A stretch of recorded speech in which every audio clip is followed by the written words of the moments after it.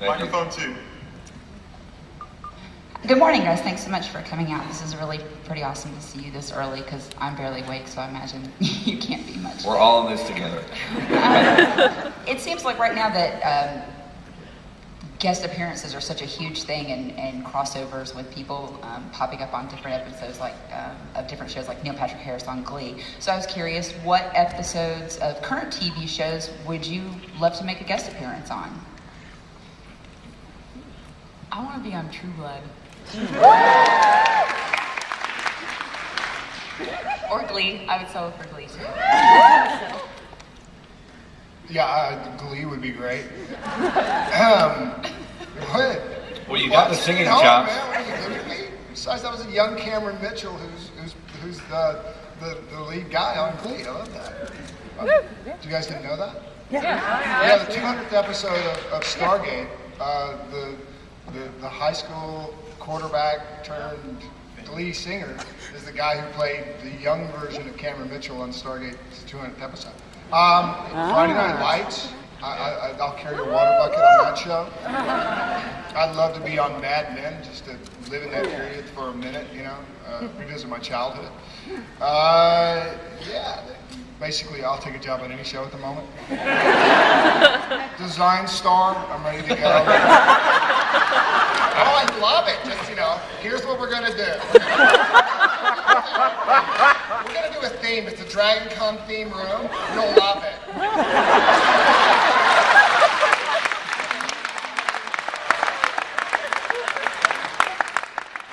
I want to go on a celebrity version of Ultimate Fighter. That's sort of what I want to do. Get on there. Different weight classes. Obviously, I'd like Jason to be one of the other celebrity guests in the heavyweight class, and then we'd have a blast in the house.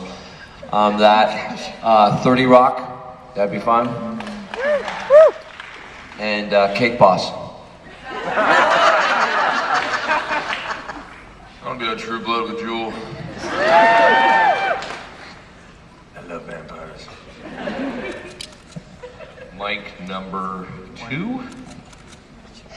Mic number 1? You guys choose. Both start talking. Let's see what happens first. I choose mic 1. Okay. Congratulations. Thank you. In any of the projects that you guys have done, are there any lines that have stuck with you long term for any reason? Either because they were hard to learn, or they meant something to you personally, or whatever reason? Jewel? Jason? I don't really talk that much, so. No. Can you think of one, Paul?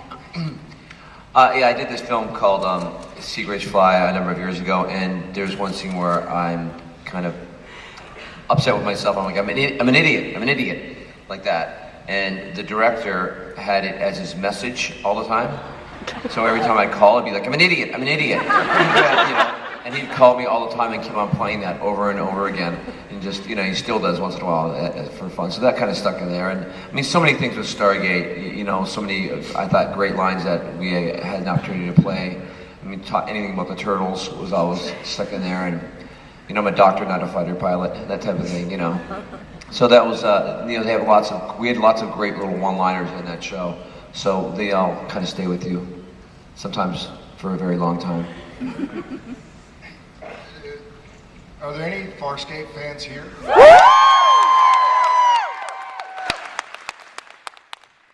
No. Can I get a hell yeah? Hell yeah! I'm gonna go to my grave with that. I follow that. Has anybody seen Firefly? Anybody seen Serenity? That I think will haunt me for the rest of my life. It kind of goes something like, going on a year now, I ain't had nothing twixt my neck.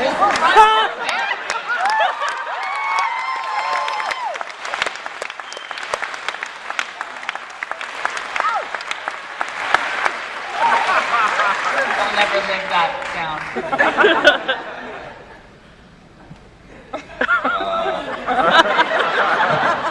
Mic number 2.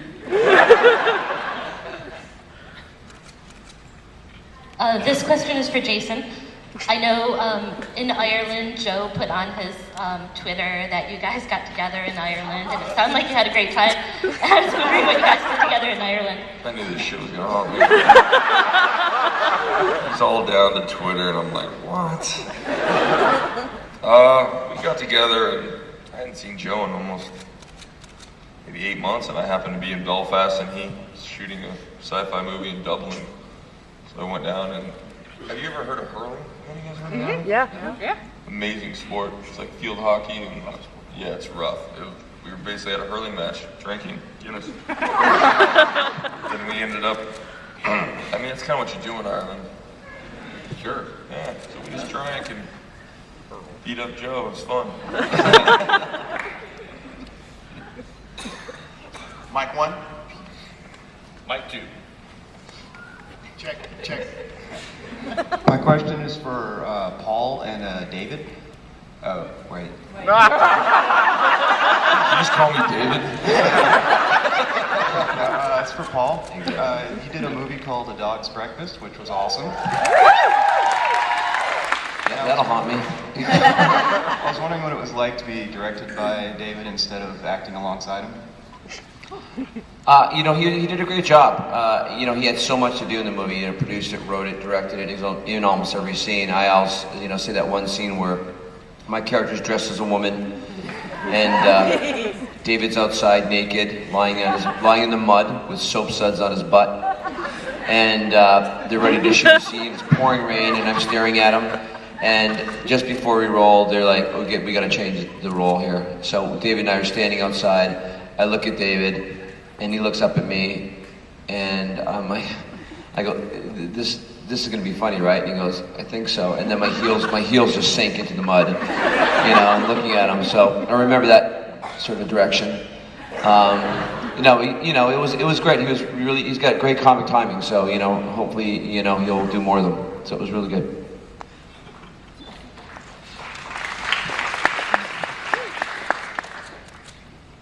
Good morning, everyone. My question is for Paul. I heard you worked on a film that was in the Toronto Film Festival. I was wondering if you could just talk about that. It's in the Toronto Film Festival next week. It opens up. It's a short film called A Fine Young Man. Young director, writer from Vancouver named Kevin Funk, Emily Carr's student, came up with the concept. It's like 1962 sort of FBI extension of the government. These two guys are basically recruiters, and they come searching for a fine young man. It's a short film, so I can't tell you where it goes, but it's quite dark. It's sort of like, it's kind of got a Mad Men sort of look to it because it's set in 1962. So it's a cool little short, so we'll see where it goes, but we're really happy to be in Toronto, so we're looking forward to going there with the film and see where it goes to some other festivals. So it's a neat little film. If you get a chance, any short film festivals, we'll probably submit to South by Southwest. I think that's not too far from here, and some other ones. So if you get a chance to see it, look out for it in the festival circuit. It's kind of interesting. Thank you.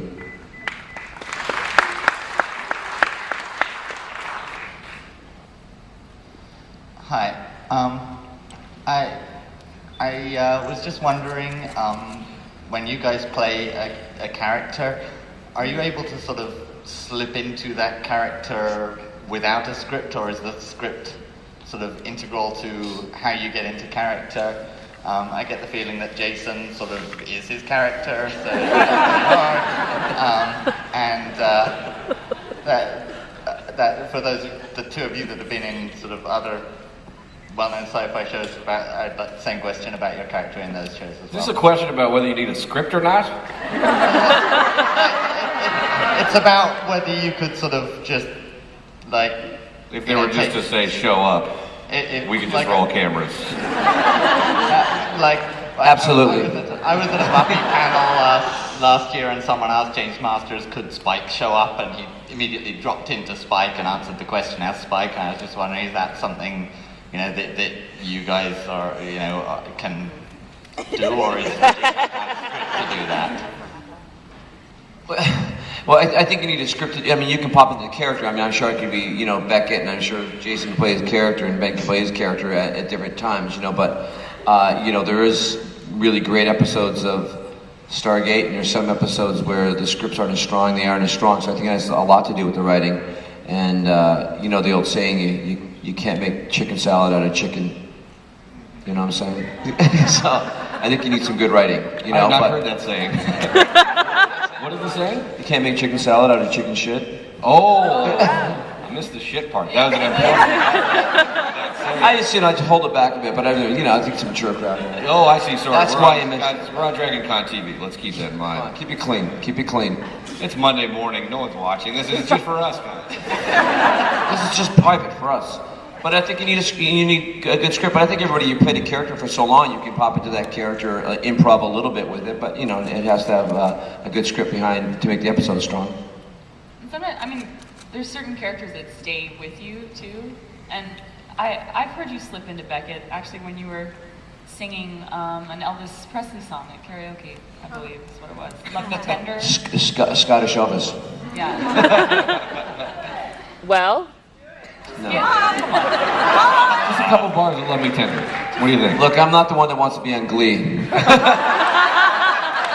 So pop it up for Jewel. Look at Ben. He's like, hey, I want to be Glee too. We've already heard you sing, but Jewel has an amazing voice, actually. Almost as good as Rachel's, and we've heard Rachel sing.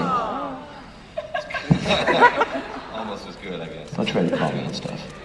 Let's roll. How did this turn into a singing question? Jewel won't play Rock Band with me. I play Rock Band a lot. Matt, her husband, likes to play Rock Band. I won't not play with you, okay? Well, we've been friends for a long time. How come you've never played Rock Band then? When we get back to LA, I will play Rock Band. It was all worth it, guys. Thank you for having me.